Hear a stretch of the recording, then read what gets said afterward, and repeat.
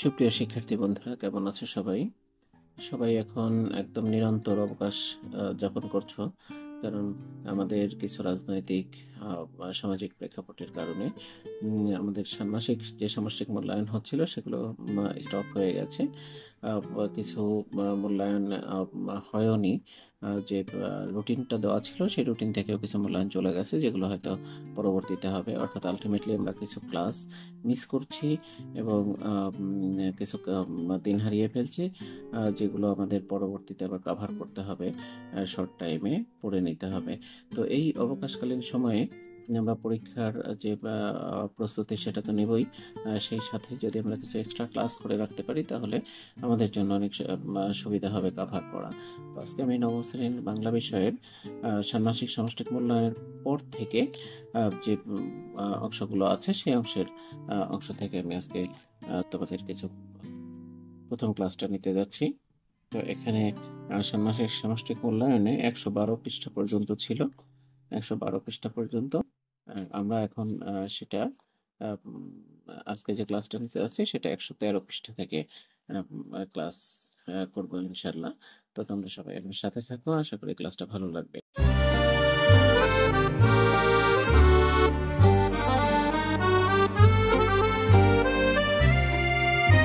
দেখো, ষষ্ঠ অধ্যায় রয়েছে। এই ষষ্ঠ অধ্যায়ের সাহিত্য পড়ি, সাহিত্য লিখি। সাহিত্য পড়ি, সাহিত্য লিখি। আসলে সাহিত্য যদি আমরা পড়ি তাহলে একসময় হয়তো লিখতে পারবো, কিন্তু যদি আমরা সাহিত্য না পড়ি তাহলে সাহিত্য লেখার প্রশ্নই আসে না, কারণ সাহিত্য আমরা জানবই না তাহলে। তো যাই হোক, প্রথম পরিস্থিতি রয়েছে কবিতা। তো কবিতা কি সেটা আমরা জানি যে কবিতা হলো সাহিত্যের একটি নান্দনিক যে শাখাটি রয়েছে, সেই শাখাটির নাম হলো কবিতা। কবিতার মাধ্যমে আমরা আমাদের বাস্তব জীবনের কথা তুলে ধরতে পারি। কল্পনা নির্ভর কথা লিখে কখনো কখনো কল্পনা বিলাসী হতে পারি। আমরা আমাদের যে যাপিত জীবন, প্রাত্যহিক জীবন, সেই জীবনের নানা ঘটনা নিয়ে কবিতা লিখতে পারি। তো কবিতা সাহিত্যের আমি বলেছি অনিন্দ্য সুন্দর একটি বিষয়। আর কবিতা লিখতে পারা এটা একজন শিক্ষিত মানুষের জন্য এক্সট্রা কোয়ালিটি বলে বিবেচিত হয়। তো এই কবিতা লিখতে হলে আমাদের অনেক গুলো বিষয় সম্পর্কে বেসিক নলেজ রাখতে হবে, বা মৌলিক যে জ্ঞানটা সেই জ্ঞান অর্জন করতে হবে, বা সেই ধারণাটুকু রাখতে হবে। আমরা আজকের যে পাঠটা দেখতে যাচ্ছি, এই পাঠে একটি কবিতা কিভাবে লেখা হয় বা কবিতার যে মৌলিক যে বিষয়গুলো রয়েছে সেই বিষয়গুলো থেকে আমরা জানতে পারবো। এবং আশা করি এই কবিতা বা পড়ি, কবিতা লিখি, এই কবিতা লিখির এই অংশটা পড়লে আমরা কিছু কবিতা লিখতেও পারবো। আর আমি তোমাদের কবিতা লেখাও শেখাবো যে কিভাবে খুব সহজে তুমি কবিতা লিখতে পারো। তো যাই হোক, চলো দেখি এখানে কি বলেছে। কবিতা লিখি। বলছে তোমার জীবনে ঘটে যাওয়া কোনো ঘটনা কিংবা সাম্প্রতিক কোনো বিষয় যা তোমার মনে বিশেষভাবে নাড়া দিয়েছে, তার উপর ভিত্তি করে একটি কবিতা লেখো। তোমার রচিত কবিতাটি শিক্ষক ও সহপাঠীদের সামনে উপস্থাপন করতে পারো। তোমার লেখা কবিতার নিচের বৈশিষ্ট্য আছে কিনা তা খুঁজে দেখো। খুব গুরুত্বপূর্ণ একটা বিষয় এখানে বলেছে যে আমরা কবিতা লিখতেই পারি, তাই না? একটি প্রবাদ আছে যে বাংলাদেশে যত কাক আছে তত কবি আছে। যদিও মানুষ এটা তাচ্ছিল্যের অর্থে ব্যবহার করে, বা এতে করে কবিদেরকে আমরা একটু ছোটই করি। আসলে প্রতিটি শিক্ষিত মানুষের মধ্যেই কবিত্ব বা কবি মনোবৃত্তি এটা থাকা উচিত। একজন শিক্ষিত মানুষ যদি একটি কবিতা লিখতে না পারে, একটা ছড়া লিখতে না পারে, তাহলে আমার মনে হয় যে শিক্ষার অনেকখানি ঘাটতি তার মধ্যে রয়েছে। এই জন্য কবিতা লেখাটা আসলে কোনো বিশেষ গুণ না, এটা থাকাই উচিত প্রতিটি মানুষের মধ্যেই। কবিতা লিখতে পারার যোগ্যতাটা, যে যোগ্যতাটা আমরা হয়তো এখানে ইনশাল্লাহ সকলেই অর্জন করব বলে আমি বিশ্বাস করি। তো এই যে তুমি যে কবিতাটা লিখেছো সেই কবিতার কিছু বৈশিষ্ট্য খেয়াল করব যে তুমি যা লিখেছো তার মধ্যে এই বিষয়গুলো আছে কিনা। প্রথম যে বিষয়টা রয়েছে সেটা দেখো, যে প্রথম বিষয়টি রয়েছে যে কোনো বিষয় বা ভাবকে অবলম্বন করে রচিত কিনা। আসলে যে কোনো ভিত্তিহীন তো কোনো কিছু হয় না।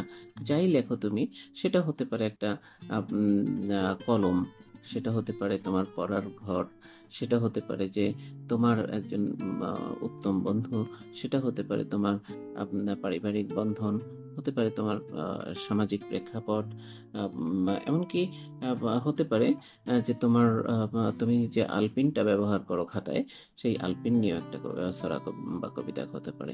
মানে যে কোনো কিছু নিয়ে কবিতা হতে পারে কি, অর্থাৎ একটা বিষয় থাকতেই হবে। তারপরে বলছে লাইনগুলোতে অন্তমিল আছে কিনা।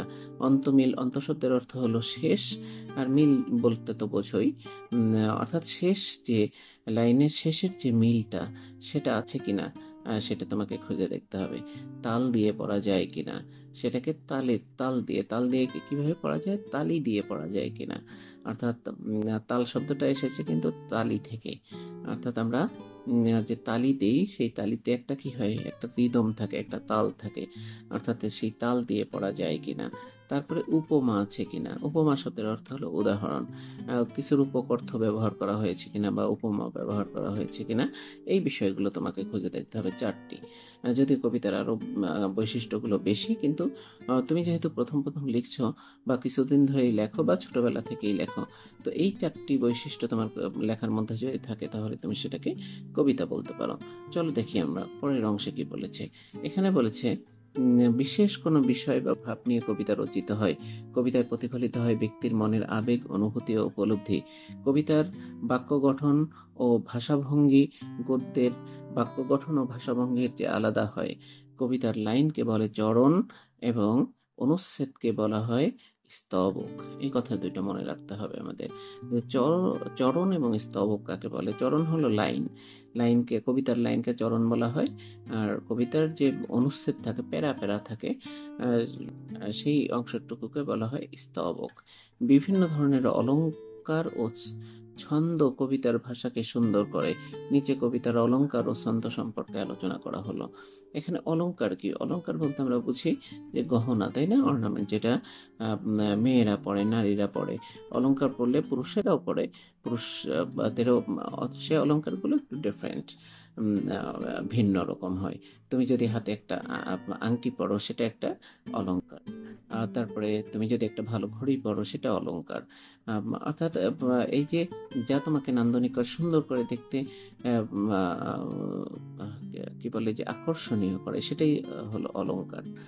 তো এই ভাষার মধ্যেও এরকম কিছু অলংকার আছে যা তোমার লেখাকে সুন্দর করবে বা লেখাকে অ্যাট্রাকটিভ করবে, আকৃষ্ট করবে অন্যের মনে। সেগুলো হলো অলংকার। আমরা দেখবো অলংকার বলতে আমরা কি বুঝি। তো এখানে কি বলছে যে নিচে কবিতার অলংকার ও ছন্দ সম্পর্কে আলোচনা করা হলো। তো দেখি অলংকার জিনিসটা আসলে কি। এখানে অলংকার বলছে, ভালো করে খেয়াল করো। অলংকার অলংকার বলছে অলংকার দুই ধরনের, শব্দালংকার ও অর্থালংকার। এখানে অলংকার কি সেটা ব্যাখ্যা দেয়নি, ব্যাখ্যা করেনি। এখানে যে প্রকারভেদটা বলেছে, প্রকারভেদের মধ্যে আমরা সংজ্ঞা পাবো। তারপরে আমি বলেছি অলংকার কি। অলংকার হলো বাক্যের মধ্যে এমন কিছু, লাইনের মধ্যে এমন কিছু শব্দ ব্যবহার করা হয় যে শব্দগুলো কি হয়, যে বাক্যটাকে সুন্দর করে, তাই না, লাইনটাকে সুন্দর করে। তো সে অলংকার কয় ধরনের হয়? একটা হলো শব্দালংকার, আর একটা হলো অর্থালংকার। অর্থাৎ শব্দগত সৌন্দর্য আছে, অর্থগত সৌন্দর্য আছে।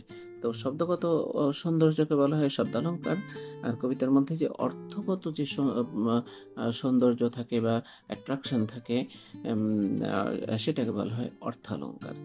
তো দেখি আমরা এখানে ব্যাখ্যা করেছে যে শব্দালংকার এবং অর্থালংকার বলতে কি বোঝায়। চলো আমরা দেখি সেটা। এখানে বলেছে, দেখো, দেখতে পাচ্ছ যে এখানে বলেছে যে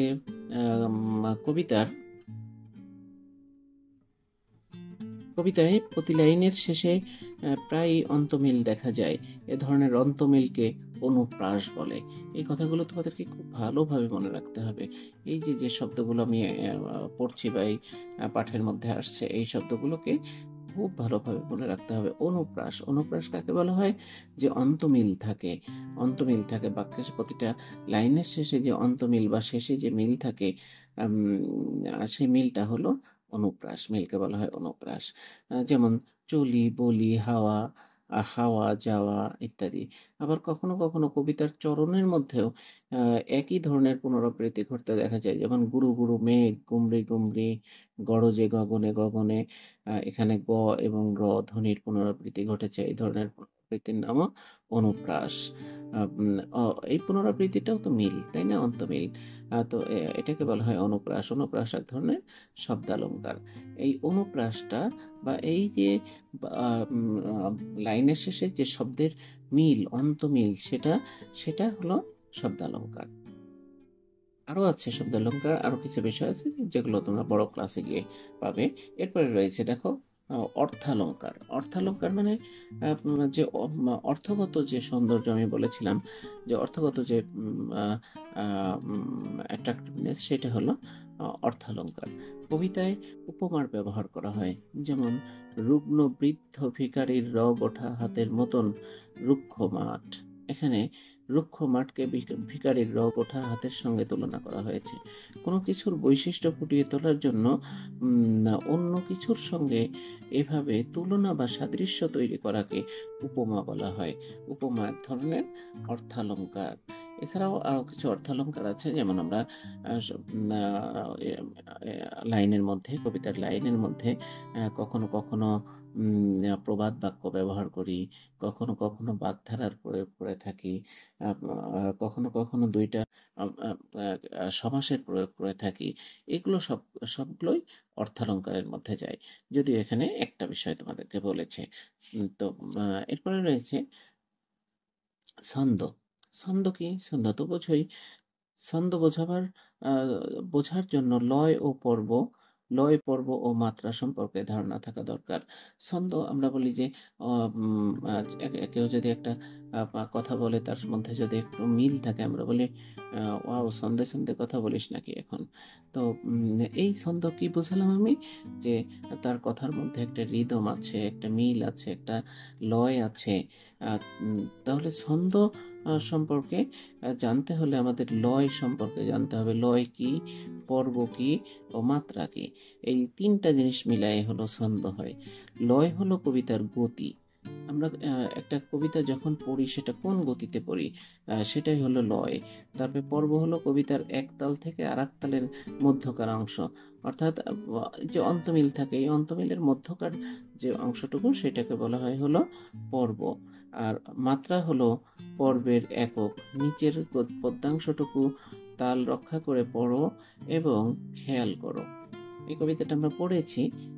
এখানে দেখো মাঝে মাঝে একটা করে স্ল্যাশ দেওয়া আছে বা একটা করে অবলিক চিহ্ন দেওয়া আছে, তাই না? তো এই যে দেওয়া আছে যতটুকু, আমরা ততটুকু মিলিয়ে মিলিয়ে পড়বো। দেখো আমি মিলিয়ে পড়ছি, তুমি খেয়াল করো। এখানে দেখো রয়েছে, জল ছাড়িয়ে দল হারিয়ে গেলাম বনের দিক, সবুজ বনের হরিৎ টিয়ে করে রে ঝিকমিক। বনের কাছে এই মিনতি ফিরিয়ে দেবে ভাই, আমার মায়ের গয়না নিয়ে ঘরকে যেতে চাই। তাহলে দেখো এখানে কি সুন্দর অন্তমিল আছে, তাই না? তো দেখি এই উপরের অংশটা পড়ার জন্য আমাদেরকে কি বলেছে। বলছে উপরের অংশটুকু অপেক্ষাকৃত দ্রুত গতিতে না পড়লে শ্রুতিমধুর হয় না। কিছু কিছু এখানে লয়টা কেমন? লয় হলো গতি। যে এটা যদি আমি এরকম করে পড়ি, জল ছাড়িয়ে দল হারিয়ে গেলাম বনের দিক, সবুজ বনের হরিৎ টিয়ে করে রে ঝিকমিক। যদি এরকম পড়ি, দেখো এটা আমি ধীর লয়ে পড়েছি, তাহলে এটাকে যতটা আকর্ষণীয় মনে হচ্ছে তার চেয়ে যদি আমি এভাবে পড়ি, জল ছাড়িয়ে দল হারিয়ে গেলাম বনের দিক, সবুজ বনের হরিৎ টিয়ে করে রে ঝিকমিক, তাহলে দেখো সুন্দর শোনায়, তাই না? মানে এটা দ্রুত লয়ে পড়তে হবে। এই যে গতিটা, এই গতিটাকে বলা হয় লয়। আশা করি তোমরা বুঝেছো যে আমি কবিতাটা কিভাবে পড়ছি, কতটুকু গতিতে পড়ছি, সেটা হলো লয়। তো এটা একটা দ্রুত লয়ের পড়লে ভালো হয়। এটা দ্রুত লয়ের একটি কবিতা। তারপরে বলেছে পড়ার এই গতির নাম হলো লয়। আবার বাঁকা দাড়ির মাঝখানে থাকা জল ছাড়িয়ে দল হারিয়ে গেলাম বনের দিক, এগুলো হলো এক একটি পর্ব। অর্থাৎ জল ছাড়িয়ে পর্বে চারটি মাত্রা আছে। কি কি? জল ছাড়িয়ে, জল ছাড়িয়ে কয়টা মাত্রা আছে? ৪ টা।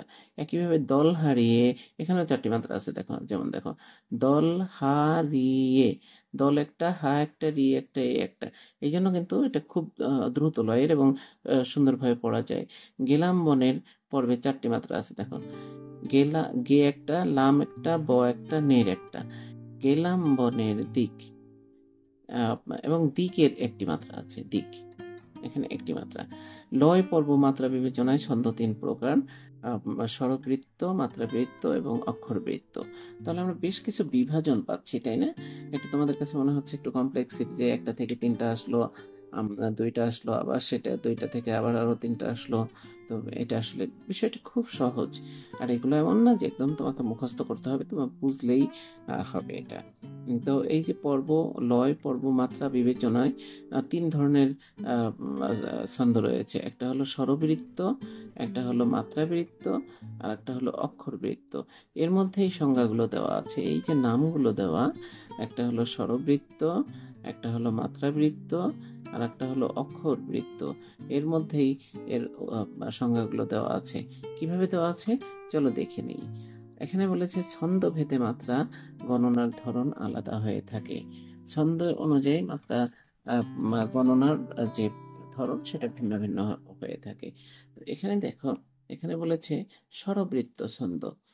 ২টি দ্রুত লয়ের ছন্দ সাধারণত এক একটি পর্ব হয় ৪ মাত্রার। ছড়ার জন্য উপযোগী বলে একে ছড়ার ছন্দ বলা হয়। যেমন একটা কবিতা আছে, এখানে কি বলেছে? স্বরবৃত্ত। এই যে দ্রুত লয়ের যে ছন্দগুলো রয়েছে, এর পর্বের মাত্রা, পর্ব মাত্রা হয় কয়টি? ৪ মাত্রার হয়। যেমন এখানে দেখো, যে এই নিয়েছে ওই নীলজা, এই নিয়েছে ওই নীলজা, কান নিয়েছে চিলে, চিলের পিছে মরছি ঘুরে আমরা সবাই মিলে। এটা স্বরবৃত্ত ছন্দ। এরপরে রয়েছে দেখো যে মাত্রাবৃত্ত ছন্দ। মাত্রাবৃত্ত ছন্দ কি? এই ছন্দের লয় মধ্যম গতির। মাত্রাবৃত্ত ছন্দের বেশিরভাগ ক্ষেত্রে ৬ মাত্রা পর্ব হয়। এই ছন্দের গণনা, এই মাত্রা গণনার পদ্ধতি একটু আলাদা হয়। সেটা কেমন? এখানে বলেছি দেখো, এই লাইনগুলো কিন্তু ছোট, তাই না? স্বরবৃত্ত, এখানে ৪টি মাত্রা আছে, কিন্তু এখানে ৬টি মাত্রা বা তার অধিক আছে। এখানে বলেছে, তোমাতে রয়েছে সকল কেতাব, সকল কালের জ্ঞান, সকল শাস্ত্র খুঁজে পাবে সখা, খুলে দেখো নিজ প্রাণ। তোমাতে রয়েছে সকল ধর্ম, সকল যুগাবতার, তোমার হৃদয় বিশ্ব দেউল, সকলের দেবতার। এটা মাত্রাবৃত্ত ছন্দ। এটা কিন্তু এইটা যে লয়ে পড়েছ, এটা কিন্তু সেই লয়ে পড়া যায় না, এটা ধীর লয়ে পড়তে হয়। অক্ষরবৃত্ত, এই ছন্দের লয় বা গতি ধীর। সাধারণত প্রতি পর্বে ৮ ও ৬ মাত্রা দেখা যায়। এই ছন্দের মাত্রা গণনা পদ্ধতিও আলাদা হয়। বর্ণ গুণে গুণেও এর মাত্রা নির্ধারণ করা হয়।